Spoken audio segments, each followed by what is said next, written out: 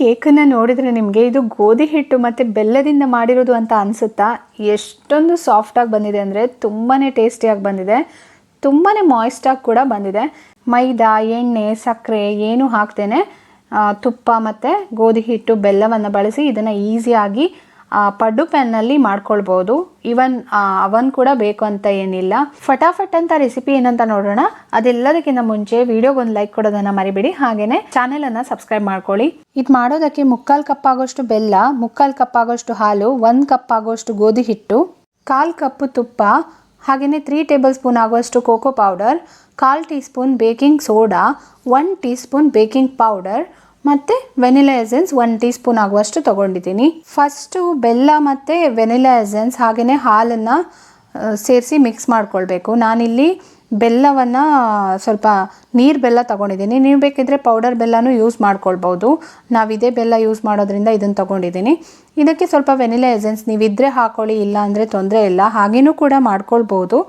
ಸ್ವಲ್ಪ ಬೆಚ್ಚಗಿರುವ ಹಾಲು ತೊಗೊಂಡ್ರೆ ಒಳ್ಳೆಯದು, ಯಾಕಂದರೆ ಬೆಲ್ಲ ಈಸಿಯಾಗಿ ಮೆಲ್ಟ್ ಆಗೋದಿಲ್ಲ. ಹಾಗಾಗಿ ಚೆನ್ನಾಗಿ ಸ್ವಲ್ಪನೂ ಗಂಟಿಲ್ದೇ ಇರೋ ಥರ ಬೆಲ್ಲವನ್ನು ಚೆನ್ನಾಗಿ ಮಿಕ್ಸ್ ಮಾಡ್ಕೊಳ್ಬೇಕು. ಕೆಲವೊಂದು ಸಲ ಬೆಲ್ಲದಲ್ಲಿ ಕಸ ಎಲ್ಲ ಬಂದುಬಿಡುತ್ತೆ. ಆ ಥರ ಏನಾದರೂ ಇದ್ದರೆ ನೀವು ಸೋಸಿ ಯೂಸ್ ಮಾಡ್ಕೊಳ್ಬೋದು. ನಾನು ಪ್ಯೂರ್ ಬೆಲ್ಲ ತೊಗೊಂಡಿರೋದ್ರಿಂದ ಆ ಥರ ಏನೂ ಪ್ರಾಬ್ಲಮ್ ಇಲ್ಲ. ಸೊ ಇದಕ್ಕೀಗ ತುಪ್ಪವನ್ನು ಸೇರಿಸ್ಕೊಳ್ತಿದ್ದೀನಿ. ತುಪ್ಪ ಮೆಲ್ಟ್ ಆಗಿದ್ದರೆ ಒಳ್ಳೆಯದು, ಗಟ್ಟಿಯಾಗಿದೆ ಅಂದರೆ ಚೆನ್ನಾಗಿ ಒಂದು ಸಲ ಮಿಕ್ಸ್ ಮಾಡ್ಕೊಳ್ಳಿ. ಇದಕ್ಕೆ ಡ್ರೈ ಇಂಗ್ರೀಡಿಯೆಂಟ್ಸನ್ನು ಈಗ ಆ್ಯಡ್ ಮಾಡ್ಕೊಳ್ಬೇಕು. ಫಸ್ಟ್ ಕೋಕೋ ಪೌಡರ್ ಹಾಕ್ಕೊಳ್ತಾ ಇದ್ದೀನಿ, ಬೇಕಿಂಗ್ ಸೋಡಾ, ಬೇಕಿಂಗ್ ಪೌಡರ್ ಎಲ್ಲವನ್ನು ಹಾಕ್ಕೊಂಡು ಗೋಧಿ ಹಿಟ್ಟನ್ನು ಲಾಸ್ಟ್ನಲ್ಲಿ ಸೇರಿಸ್ಕೊಂಡು ಇದನ್ನು ಕ್ಲೀನಾಗಿ ಜರಡಿ ಹಿಡ್ಕೊಂಡು ಆ್ಯಡ್ ಮಾಡ್ಕೊಳ್ಬೇಕಾಗುತ್ತೆ. ಗಂಟೆಲ್ಲ ಇದ್ದರೆ ಕೇಕ್ ಅಷ್ಟೊಂದು ಚೆನ್ನಾಗಿ ಬರೋದಿಲ್ಲ. ಹಾಗಾಗಿ ಸ್ಮೂತಾಗಿ ಇದನ್ನು ಎಲ್ಲವನ್ನು ಬಿಡಿಸ್ಕೊಂಡು ಕ್ಲೀನಾಗಿ ಆ್ಯಡ್ ಮಾಡಿಕೊಂಡು ಆಮೇಲೆ ಗಂಟಿಲ್ಲದೆ ಇರೋ ಥರ ಚೆನ್ನಾಗಿ ಒಂದು ಮಿಕ್ಸ್ ಮಾಡ್ಕೊಳ್ಬೇಕಾಗುತ್ತೆ. ಈ ಥರ ಹಿಟ್ಟೆಲ್ಲ ಮಿಕ್ಸ್ ಮಾಡ್ಕೊಳ್ಳುವಾಗ, ಎಸ್ಪೆಷಲಿ ಕೇಕ್ ಮಾಡುವಾಗ ಸ್ಪೂನ್ ಅಥವಾ ಸೌಟಿಂದ ಮಿಕ್ಸ್ ಮಾಡ್ಕೊಳ್ಳೋದಕ್ಕಿಂತನೂ ಒಂದು ವಿಸ್ಕನ್ನು ಯೂಸ್ ಮಾಡೋದು ತುಂಬಾ ಒಳ್ಳೆಯದು. ಆ ಥರ ಮಾಡಿದಾಗ ಅದು ಸ್ವಲ್ಪನೂ ಗಂಟಿಲ್ಲದೆ ಇರೋ ರೀತಿ ಮಿಕ್ಸ್ ಆಗುತ್ತೆ. ಸೊ ನಾನು ಈ ಪುಟ್ಟದಾದ ವಿಸ್ಕನ್ನು ತುಂಬ ಸಲ ಯೂಸ್ ಮಾಡ್ತೀನಿ. ಸೊ ನೀವು ಕೂಡ ನಿಮ್ಮ ಮನೇಲಿ ವಿಸ್ಕ್ ಇಲ್ಲ ಅಂದರೆ ಅದನ್ನು ಒಂದು ತೊಗೊಂಡು ಇಟ್ಕೊಳ್ಳಿ, ತುಂಬ ಕಡೆ ಇದು ಹೆಲ್ಪ್ ಆಗುತ್ತೆ. ಈ ರೀತಿ ಆಗಬೇಕು ನೋಡಿ, ಇಷ್ಟೊಂದು ಸ್ಮೂತಾಗಿ ಬ್ಯಾಟರ್ ರೆಡಿ ಆಗಬೇಕು. ಈಗ ಸೈಡ್ಸ್ ಎಲ್ಲ ಒಂದು ಸಲ ಚೆನ್ನಾಗಿ ಸ್ಕ್ರೇಪ್ ಮಾಡಿಕೊಂಡ್ರೆ ಬ್ಯಾಟರ್ ರೆಡಿ ಆಯಿತು ನೋಡಿ. ಇಷ್ಟು ತಿಕ್ಕಾಗಿ ಬ್ಯಾಟರ್ ಬರಬೇಕಾಗುತ್ತೆ. ಸೊ ಸ್ಮೂತಾಗಿ ಇದನ್ನು ಒಂದು ಸಲ ಮಿಕ್ಸ್ ಕೊಟ್ಕೊಳ್ಳಿ. ಇದಿಷ್ಟೇ. ಈಗ ಇದನ್ನು ಪಡ್ಡು ತವದಲ್ಲಿ ಹಾಕಿ ಬಿಸಿ ಮಾಡ್ಕೊಳ್ಳೋಣ. ನಾನಿಲ್ಲಿ ಪಡ್ಡು ತವನ ಸಪ್ರೇಟಾಗಿ ಬಿಸಿ ಮಾಡ್ಕೊಳ್ತಾ ಇದ್ದೀನಿ. ಅಡಿಗಡೆ ಒಂದು ಬೇರೆ ಹಳೆ ತವನ ಬಿಸಿ ಮಾಡ್ಕೊಳ್ತಾ ಇದ್ದೀನಿ. ಆ ಬೇರೆ ತವದ ಮೇಲ್ಗಡೆ ಈ ಪಡ್ಡು ತವವನ್ನು ಇಟ್ಟು ಆಮೇಲೆ ಅದರಲ್ಲಿ ಕುಕ್ ಮಾಡ್ಕೊಳ್ಬೇಕಾಗುತ್ತೆ. ನಾನ್ ಸ್ಟಿಕ್ ತವ ಇದ್ದರೆ ನೀವು ಅದನ್ನು ಯೂಸ್ ಮಾಡ್ಬೋದು. ಬಟ್ ನಾನೇನಂದರೆ ನಮ್ಮ ಮನೆಯಲ್ಲಿ ಯಾವುದೂ ನಾನ್ ಸ್ಟಿಕ್ ಯುಟೆನ್ಸಿಲನ್ನು ನಾವು ಯೂಸ್ ಮಾಡೋದಿಲ್ಲ. ಹಾಗಾಗಿ ನಾನಿಲ್ಲಿ ಕಾಸ್ಟ್ ಐರನ್ ಪಡ್ಡು ತವವನ್ನು ಯೂಸ್ ಮಾಡ್ತಾಯಿದ್ದೀನಿ. ಆ ಕಾರಣದಿಂದಾಗಿ ನಾನು ಸ್ವಲ್ಪ ತುಪ್ಪವನ್ನು ಟಿಶ್ಯೂ ಪೇಪರ್ನಿಂದ ಸವರ್ಕೊಳ್ತೀನಿ. ನೀವು ಎಣ್ಣೆ ಹಾಕ್ದೇ ನಾನ್ ಸ್ಟಿಕ್ ತವಾದಲ್ಲಿ ಮಾಡ್ಕೊಳ್ಬೋದು. ಇಲ್ಲ ಈ ಥರ ಕಬ್ಬಿಣದ ತವ ಇದೆ ಅಂದರೆ ನೀವು ಅದರಲ್ಲಿ ಸ್ವಲ್ಪ ತುಪ್ಪವನ್ನು ಸವರ್ಕೊಂಡು ಅದರ ಮೇಲೆ ಹೀಗೆ ಹಾಫ್ ಫಿಲ್ ಆಗುವಷ್ಟು ಬ್ಯಾಟರನ್ನ ಹಾಕಬೇಕಾಗತ್ತೆ. ತುಂಬ ತುಂಬಿಸೋದಕ್ಕೆ ಹೋಗಬೇಡಿ, ಯಾಕಂದರೆ ಇದು ಬೇಯ್ತಾ ಬರುವಾಗ ಉಬ್ಬಿಕೊಂಡು ಬರುತ್ತೆ.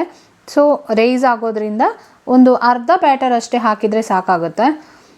ಆಮೇಲೆ ಇನ್ನೊಂದು ಮೇಯ್ನ್ ಥಿಂಗ್ ಏನಂದರೆ ಇದು ಸಣ್ಣ ಊರಿನಲ್ಲೇ ಇಟ್ಕೊಂಡು ಮಾಡಬೇಕಾಗುತ್ತೆ. ಜೋರಾಗಿ ಇಟ್ಕೊಂಡು ಬಿಟ್ಟರೆ ಸೀದೋಗಿಬಿಡುತ್ತೆ. ಹಾಗಾಗಿ ಸಣ್ಣ ಊರಿನಲ್ಲೇ ಈ ಥರ ಮುಚ್ಚಿ ಒಂದು 10 ನಿಮಿಷದೊಳಗೆಲ್ಲ ಇದು ರೆಡಿ ಆಗಿಬಿಡುತ್ತೆ. ಹಬ್ಬ ಅಂದರೆ ಒಂದು 15 ನಿಮಿಷ. ನೋಡಿ ಇದು ಎಷ್ಟು ಚೆನ್ನಾಗಿ ಉಬ್ಕೊಂಡು ಬಂದಿದೆ. ಈ ಥರ ಮುಟ್ಟಿದಾಗ ನಿಮಗೆ ಹಸಿ ಇರಬಾರ್ದು, ಎಲ್ಲನೂ ಡ್ರೈ ಆಗಿರಬೇಕು. ಇಲ್ಲಾಂದರೆ ನೀವು ಒಂದು ಟೂತ್ ಪಿಕ್ ಕೂಡ ಹಾಕಿ ನೋಡ್ಬೋದು ಬೆಂದಿದೆಯಾ ಅಂತೇಳಿ. ಈಗ ಇದನ್ನು ಒಂದು 2 ನಿಮಿಷ ಆ ಕಡೆ ಇಟ್ಕೊಳ್ಬೇಕಾಗುತ್ತೆ. ಇಮಿಡಿಯೇಟಾಗಿ ತೆಗಿಯೋಕ್ಕೆ ಹೋದರೆ ಎಲ್ಲನೂ ಸ್ವಲ್ಪ ಸ್ಮೂತಾಗಿರೋದ್ರಿಂದ ಪುಡಿ ಆಗಿಬಿಡುತ್ತೆ. ಒಂದು 2 ನಿಮಿಷ 3 ನಿಮಿಷ ಆ ಕಡೆ ಇಟ್ಕೊಂಡ್ಬಿಟ್ಟು ಸ್ಪೂನಲ್ಲಿ ನಿಧಾನವಾಗಿ ತಗೊಳ್ಬೇಕಾಗುತ್ತೆ. ಯಾಕಂದರೆ ನಾನಿಲ್ಲಿ ಯೂಸ್ ಮಾಡಿರೋದು ಕಾಸ್ಟ್ ಐರನ್ ತವ. ನೀವು ನಾನ್ ಸ್ಟಿಕ್ ತವ ಯೂಸ್ ಮಾಡಿದರೆ ತುಂಬಾ ಈಸಿಯಾಗಿ ಬಂದುಬಿಡುತ್ತೆ. ಬಟ್ ಇದು ಕಾಸ್ಟ್ ಐರನ್ ತವ ಆಗಿರೋದ್ರಿಂದ ಸ್ವಲ್ಪ ನಿಧಾನವಾಗಿ ಪೇಷನ್ಸಿಂದ ತೆಗಿಬೇಕಾಗತ್ತೆ. ಆದರೂ ಅಷ್ಟೊಂದು ಕಷ್ಟ ಏನಿಲ್ಲ. ನಾನು ತುಂಬಾ ಚೆನ್ನಾಗಿ ಸೀಸ್ನಿಂಗ್ ಮಾಡಿಟ್ಕೊಳ್ತೀನಿ ಈ ತವನ. ಹಾಗಾಗಿ ಈಸಿಯಾಗಿ ಈ ತವದಲ್ಲಿ ಕುಕ್ ಆಗುತ್ತೆ. ನೋಡಿ ಸ್ವಲ್ಪನೂ ಸೀದ್ ಹೋಗಿಲ್ಲ, ಎಲ್ಲನೂ ತುಂಬಾ ಪರ್ಫೆಕ್ಟಾಗಿ ಬಂದಿದೆ. ಆದಷ್ಟು ನಾನ್ ಸ್ಟಿಕ್ ತವವನ್ನು ಅವಾಯ್ಡ್ ಮಾಡಿ, ಅದು ಅಷ್ಟೊಂದು ಒಳ್ಳೆಯದಲ್ಲ. ಅದು ಯಾವುದೇ ರೀತಿಯಾಗಿ ನೀವು ಬಳಸಿದರೂ ಕೂಡ, ಎಷ್ಟೇ ಹುಷಾರಾಗಿ ಬಳಸಿದರೂ ಕೂಡ ಅದೊಂದು ಒಳ್ಳೆ ಆಪ್ಷನ್ ಅಲ್ಲ ಅಂತ ನಾನು ಹೇಳ್ತೀನಿ. ಸೊ ಈ ಥರ ಕಾಸ್ಟ್ ಐರನ್ ತವವನ್ನು ಯೂಸ್ ಮಾಡೋದು ತುಂಬಾ ಒಳ್ಳೆಯದು. ಸ್ವಲ್ಪ ಪೇಷನ್ಸಿಂದ ಕೆಲಸ ಮಾಡಬೇಕಾಗತ್ತೆ ಅಷ್ಟೇ. ನೋಡಿ ಇದು ಎಷ್ಟೊಂದು ಚೆನ್ನಾಗಿ ರೆಡಿ ಆಗಿದೆ. ನಾನೀಗ ಕೊಟ್ಟಿರೋ ಕ್ವಾಂಟಿಟಿನಲ್ಲಿ ಒಂದು 20ರಿಂದ 25 ಕೇಕ್ ರೆಡಿ ಆಗಿದೆ. ಅಡಿಗಡೆ ನೋಡ್ತಿರ್ಬೋದು ನೀವು, ಸ್ವಲ್ಪನೂ ಸೀದೋಗಿಲ್ಲ, ತುಂಬಾ ಪರ್ಫೆಕ್ಟಾಗಿ ಬಂದಿದೆ. ಇದರಲ್ಲಿ ಸುಮಾರಷ್ಟು ನಾವು ಆಲ್ರೆಡಿ ತಿಂದು ಖಾಲಿ ಮಾಡಿದ್ದೀವಿ. ಲಾಸ್ಟ್ ಇಷ್ಟೇ ಉಳಿದಿರೋದು. ನಮ್ಮ ಮನೆಯವ್ರಿಗೆಲ್ಲನೂ ಇದು ತುಂಬಾ ಇಷ್ಟ ಆಗಿರೋದ್ರಿಂದ ಆಲ್ರೆಡಿ ಎಲ್ಲನೂ ಖಾಲಿ ಆಗೋಯಿತು. ಈ ಹೆಲ್ದಿ ಆ್ಯಂಡ್ ಟೇಸ್ಟಿ ರೆಸಿಪಿಯನ್ನು ನೀವು ಕೂಡ ಟ್ರೈ ಮಾಡಿ. ಹಾಗೆಯೇ ಕಾಮೆಂಟ್ ಬಾಕ್ಸ್ನಲ್ಲಿ ನಾನು ಮುಂದೆ ಯಾವ ರೀತಿಯ ವೀಡಿಯೋಸ್ಗಳನ್ನ ಮಾಡಬೇಕು ಅನ್ನೋದನ್ನು ತಿಳಿಸಿ. ಅದರಿಂದ ನನಗೂ ಹೆಲ್ಪ್ ಆಗುತ್ತೆ. ಇದೇ ರೀತಿ ಒಳ್ಳೊಳ್ಳೆ ಕಾಂಟೆಂಟ್ಸ್ಗಳೊಂದಿಗೆ ಮತ್ತೆ ಸಿಗ್ತಾನೆ ಇರೋಣ. ಅಲ್ಲಿ ತನಕ ಟೇಕ್ ಕೇರ್, ಬಾಯ್ ಬಾಯ್.